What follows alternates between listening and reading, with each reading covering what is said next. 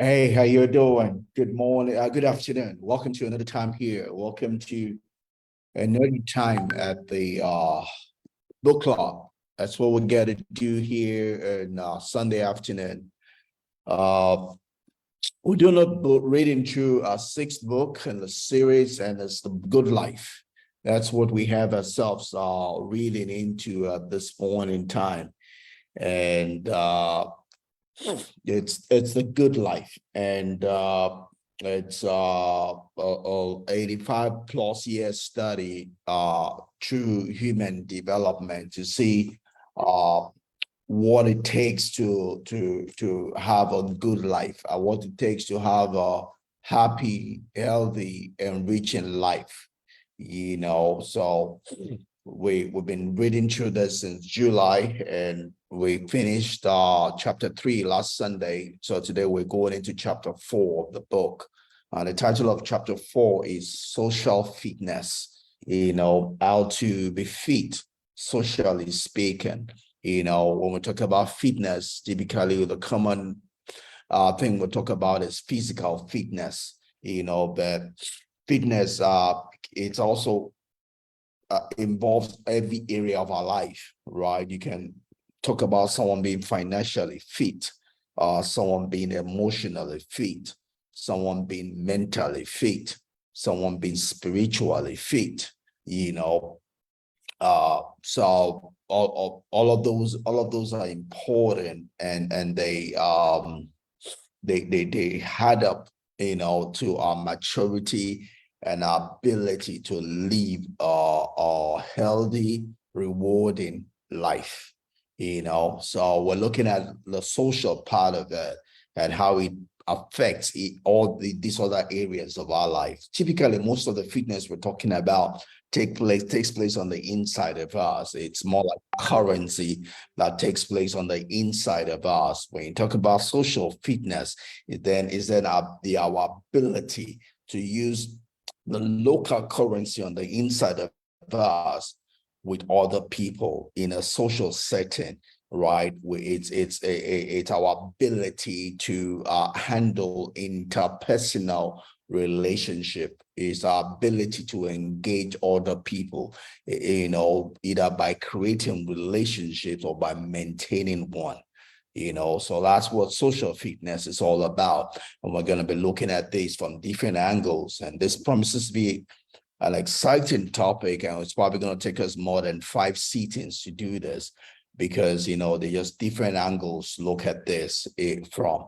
So we're going to start from today. We'll see what we can take today. Then we'll go on next week and onwards till we exhaust the topic itself. So I'm going to bring up my slide like always, and we're going to see what we can take, from this aspect of the book, of this chapter 4. All right. So if you're on Facebook Live, you would see the slides. If you're on YouTube, you would see it. About here on Instagram Live, there's no way of shooting up the slides. So you have something better than the slides. You have me, in full view. So let's go for this, So again, that's the book, it's written by the two guys, Robert Waldinger and Marc Schulz. They lead at the department for human adult development, study at the Harvard School. And this, again, it's a summary of their findings, of a study they've been doing for more than 85 years now, on what it takes to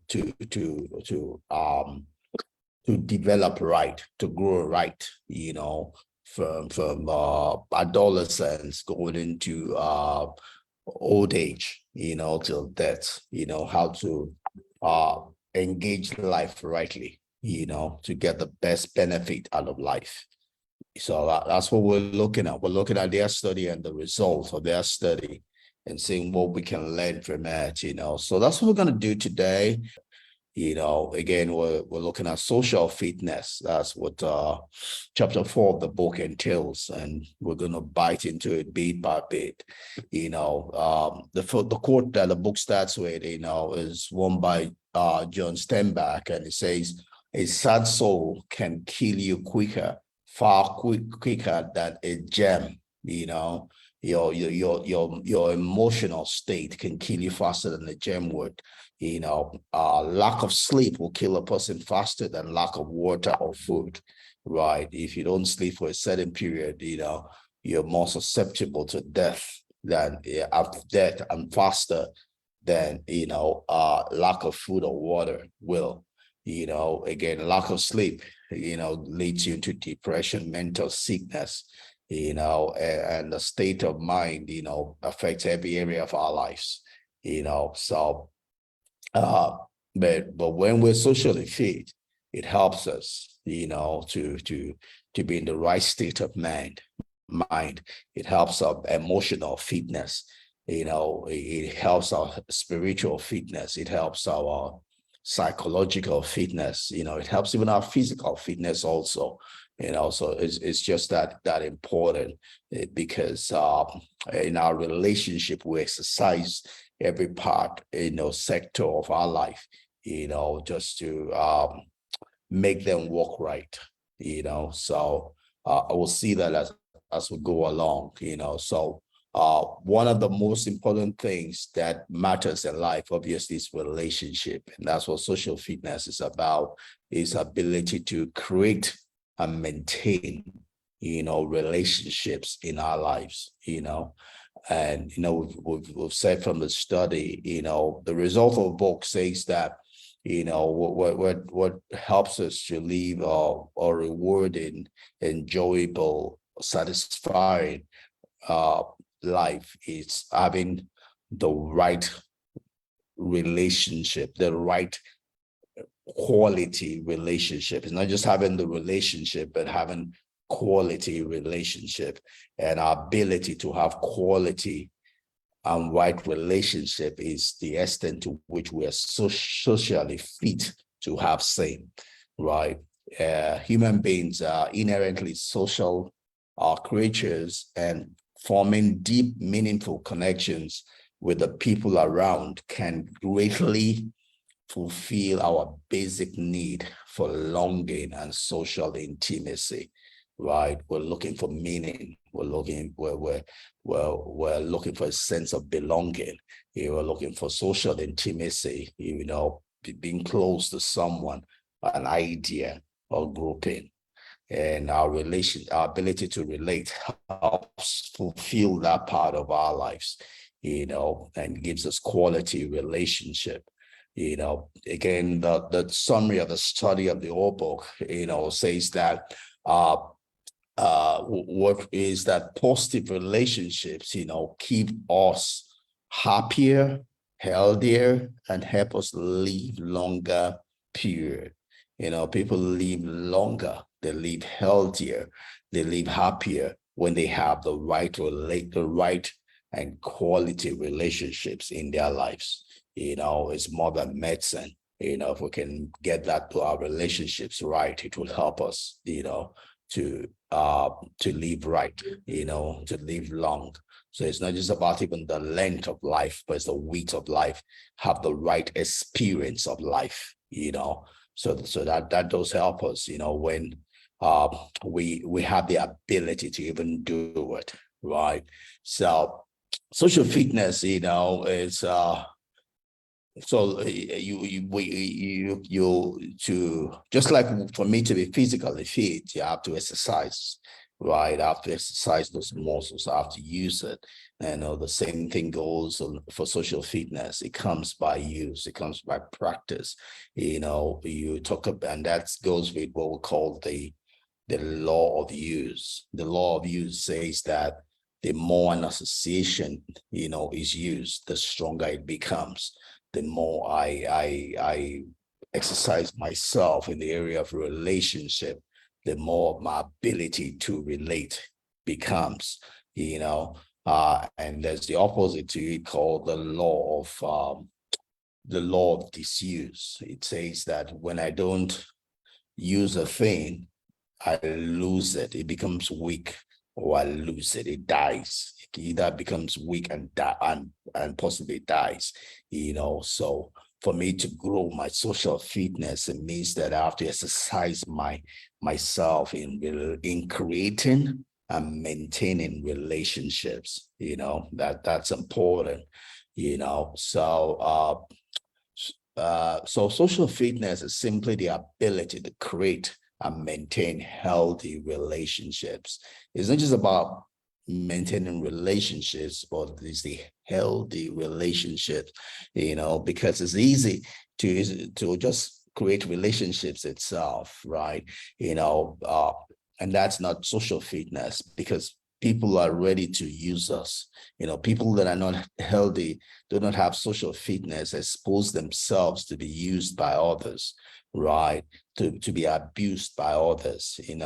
Like I remember canceling someone in Malaysia years ago, and she was in a relationship where she gets physically abused, but she wasn't going to leave that relationship because she feels she will not get someone else to love her, right? That is not socially fit. That's not someone that's socially fit. She didn't have faith in herself, so she's just clinging up to a relationship that is not good for her, that is not healthy.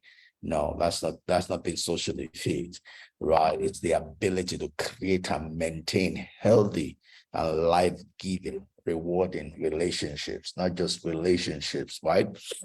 So there are two extremes, when we talk about social fitness, right?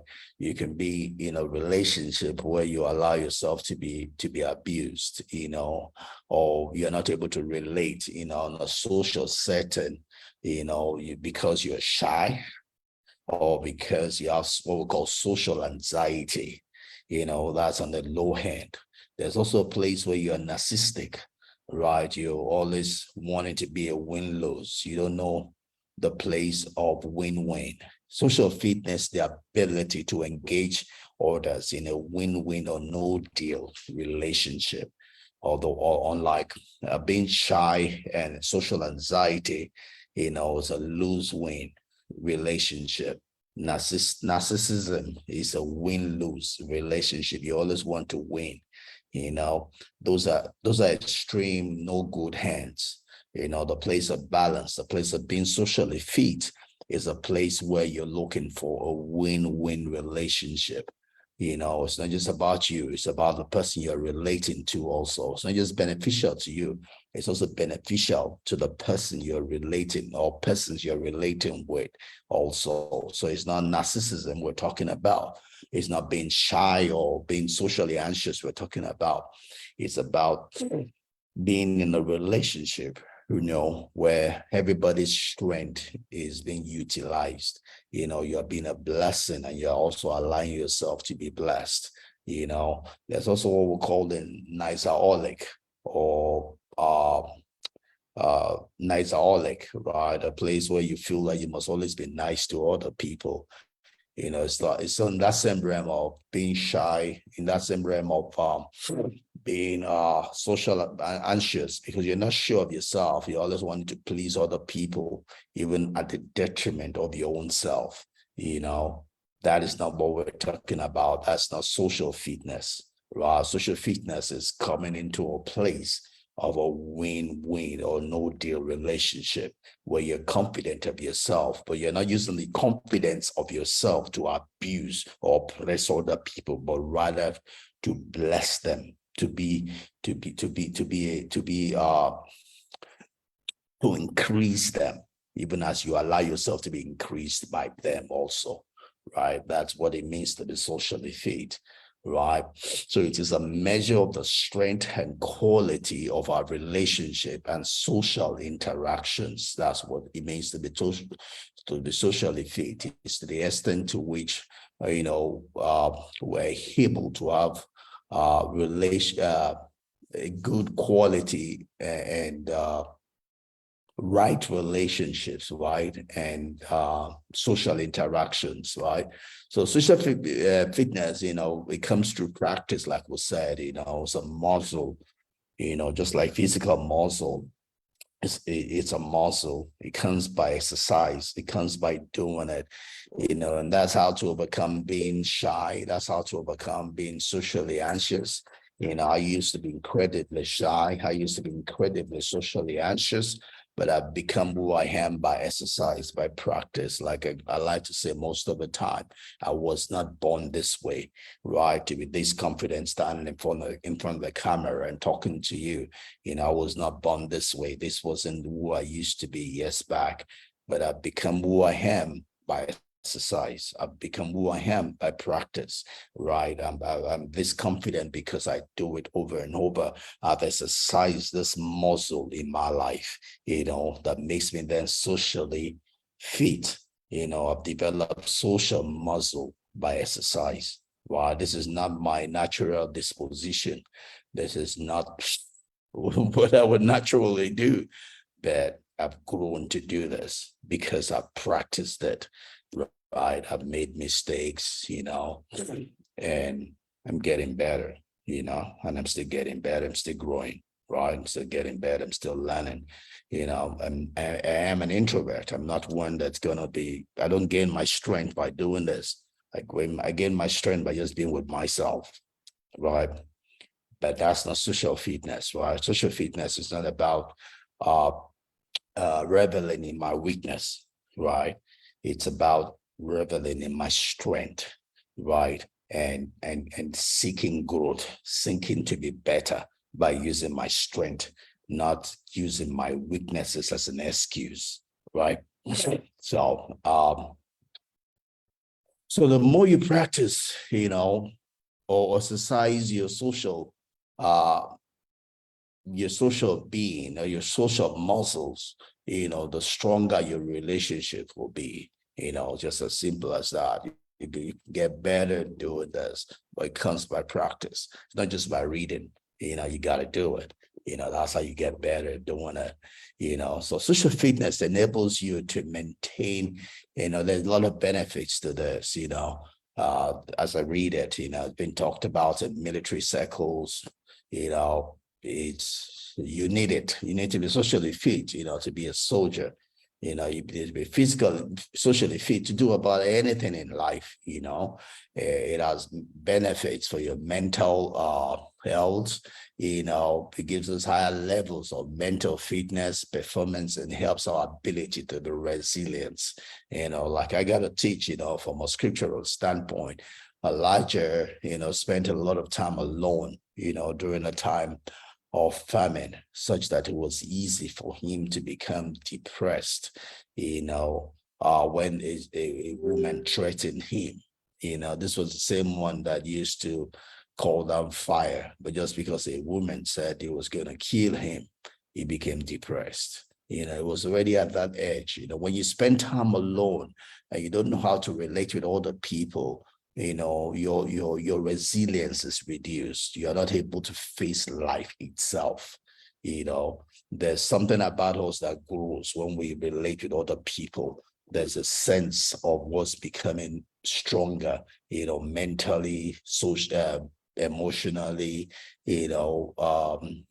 psychologically, our ability to face life kind of gets upped, by us relating with other people, talking with other people, engaging other people. We seemingly gain muscles, not just even on the social angle, but mentally. Our ability to face life itself. We build our level of resilience by relating with other people. There's a power that comes from hooking up with other people. So healthy relationships, uh, characterized by healthy relationships, which you get by being socially fit, is characterized by mutual respect, support, and effective communication, right? So when I'm socially fit and I'm I get into healthy relationships, what I find and get there is there's a mutual respect, there's support, and there's effective communication. When this is not present in your relationship, then you're not socially fit. Social fitness will help you come into a healthy relationship, which is characterized by there's a mutual support. Again, it's a win-win or no deal relationship, right? There's a mutual support, and there's a effective communication, effective engagement, with other people. The health of your relationship and your level of engagement in those relationships impact all the aspects of your being, of your well-being. When you relate with other people, it helps all of the aspects of your well-being. You're able to sleep better. You're able to make the right food choices, because your food is not then a drug, right? It's not something you're trying to numb your feelings. You are eating for the sake of eating, not for the sake of numbing your loneliness, right? So you're able to make the right food choices, and you are able to also recover from sickness better. You have a reason to live, a reason to face life, a reason to wait till next week, to a reason to live.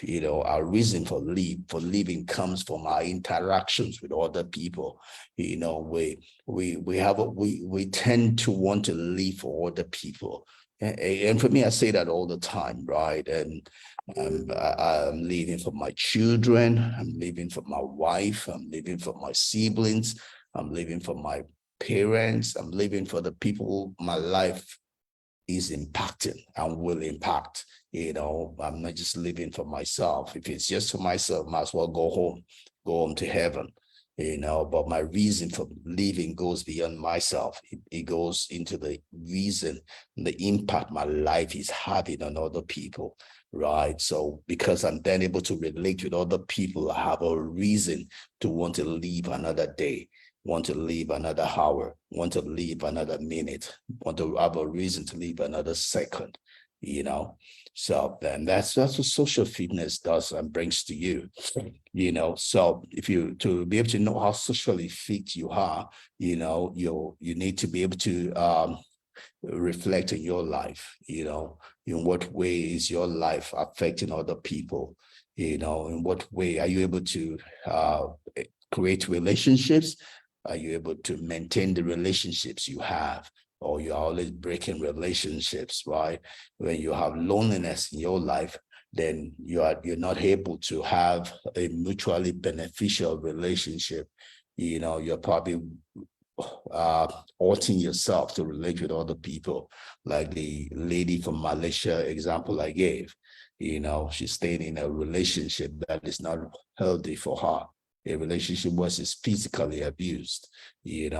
uh, I love one of my daughters having to make a decision today about her life. She's been in prison, for years. She's making a decision for her life, a decision for her future. It's not an easy decision, but she's taking ownership of her life, rather than just keep herself, locked up, out of fear of what tomorrow might hold. So, but you check your life. Is it, what are your relationships like? Are they helping you, or are they dragging you back? Are they opening new doors for you, or they're imprisoning you somewhere you don't want to be? you know uh so that you can, that's important. You take stock of your relationships. Are you in healthy relationship, unhealthy relationship? Are you in rewarding or non-rewarding relationship? Are your relationships pleasing, or are they opening life to you? So you got to be honest, as far as that goes. And you have to be honest about your time commitments, to your relationships. Are they a waste of time, or are they time well utilized? Are they time well invested when you spend time in your relationships? And and and also are your connections Are you giving time also to the connections, that help your life move forward, or just feeling that you need to be somewhere, even though it's not blessing you. I've had to make decision, in my life, as to where I spend my time. I have to ask myself whether it's hardened to me or not. Am I doing it because of what people would say, or I'm doing it because I know that it's rewarding and taking me where I want to go? They've not been easy decisions, not decisions necessarily people around me like, but I am the master of my destiny. I am the captain of my soul. And I have to make that decision. Sometimes my decisions are not right. Sometimes my decisions, I miss it, but I learn from that, rather than be scared of what the consequence might be. Some I miss, some I get, but I'm learning, I'm evolving, I'm becoming better, by that, So you can check your life or how your relationships like, are they blessing you or not? That you need to begin to do something about them rather than just staying out of fear of what the consequence of your decision might be. You need to do something about moving you forward to being in healthy relationships, right? Some relationships you might have to cancel, some new ones you might have to create. They might be uncomfortable at first, but don't go too fast. Just take your time, in going through them, and you will learn along the way. But that might just be the door you need, for the next stage or in your life where you need to be, right? So to assess your social fitness, right, is looking in the mirror and thinking honestly about where your life stands in the first step in trying to live a good life. So the first step in trying to live a good life is assessing where you are right now, right? Anything you want to do in life, you have to start from where you are. Where you are right now, the relationships in your life, are they blessing you? Right. You need to be honest. You need to be brutally honest with yourself. Which ones are blessing you? Which ones are not? Which ones can you do without? Which ones would you want to keep because they're making you come alive? Which ones are not making you come alive? Which ones are making you come alive? Which ones are bringing the best out of you? Which ones are bringing the stress out of you? So we need to cancel some of those that are bringing the stress out of you, and we need to do more of the ones that are bringing the best out of you, the ones that are giving life to your strengths, and do it with the ones that are giving life to your weaknesses, right? Yeah, it's your life. You are the master of your destiny. You are the master of your tomorrow. You are the master of your next 10 years, right? And it's what you do that will determine what that next 10 years will be. You are the captain of your soul. You don't have to do anything. You only do the things you choose to do, right? You can't blame anybody for what you do or not do because you are the captain. Whatever you do is because you made a decision to do it. No excuses. So do the things that give you life. Do the things that push you in the direction of your vision, in the direction of what you want your tomorrow to be like, right? So there is this quote by Robert Kiyosaki. He says that find out where you are at and where you're going and build a plan to get you there. We're talking about where am I at? Where do I want to be? Build a plot to get you there. Begin to think about the things you need to do to get to where you want to be and begin to do it, right? So consider the number of different relationships you have and regular interpersonal interactions you have and the frequency with which you have them, right? Consider what you are, where you are, then where you want to be, and begin to do the things that will get you to where you want to be. So you need to ask yourself, how interconnected are your social circle? How interconnected are they themselves and how you plugged into it? Is it in such a way that is blessing you? Think about your closeness and the quality of your closeness to other people. How do others support you and how you support them, right? You need to look at that. So social fitness is about understanding and nurturing all of your different relationships, right? So social fitness is about understanding and nurturing all of your different relationships, because it takes all types to have a well-rounded social support system that will help you at your best, right? So you have relationship in your workplace, relationship in your family, relationships in your church, or social settings, like I have alumni groups, it's understanding all of those different ones and knowing how they affect you and how you want to be affected by them, then begin to put more energy on the ones that are helping you to get to where you want to be. If it's dragging you back, then you need to probably spend less time. You don't have to cancel them, but you just need to spend less time on them and focus, put more energy around the things that build you, that increase you, that makes your life go in the place you want it to go. That's important. It's your responsibility for that, right? And on to the next slide here, we're just going to look at a few quotes to close this discussion out for today. We'll continue next week, still on the same topic, but I had 3 quotes that I felt we could look at to close a good part of all which we've shared today out. And the one is by Cheryl Strait. She says, fear to a great extent is born of the story we tell ourselves. So sometimes our inability to create relationships is because of the story we tell ourselves.